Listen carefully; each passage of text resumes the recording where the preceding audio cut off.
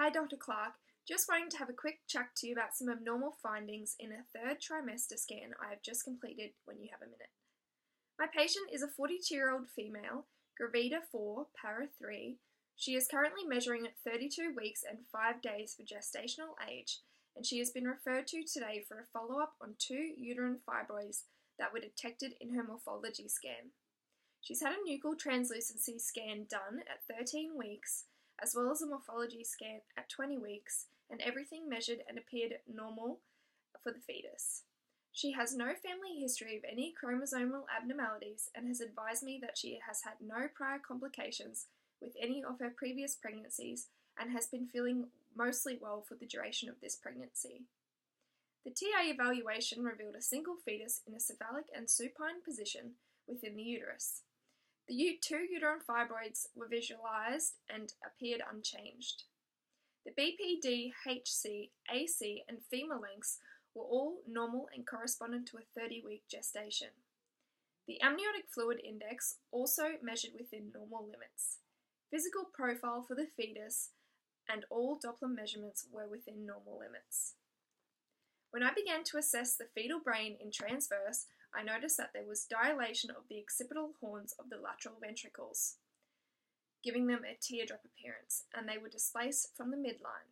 There was an oval cystic structure without flow and color Doppler assessment located in the interhemispheric fissure.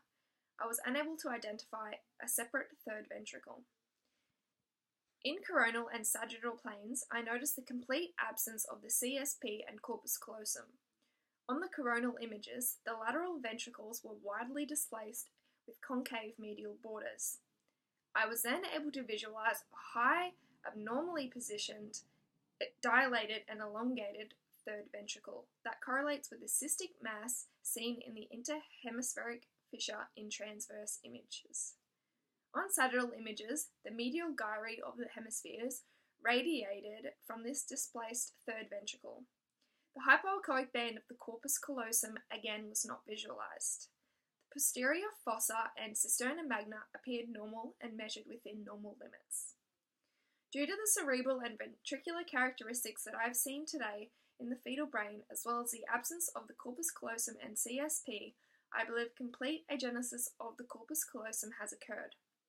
I would recommend that the patient receive a follow-up in utero MRI to confirm the suspicion and also to determine whether or not it is an isolated condition or is associated with other chromosomal or structural anomalies that I've not been able to distinguish on ultrasound today. I would also recommend conservative management of this pregnancy via antenatal and postnatal follow-up scans of the fetus with consent from the mother if this diagnosis is correct, as the risk of neurodevelopment disabilities and delays is uncertain. So based on the sonographic findings that I've just shown you, as well as the increased maternal age of the patient, where would you like to go from here?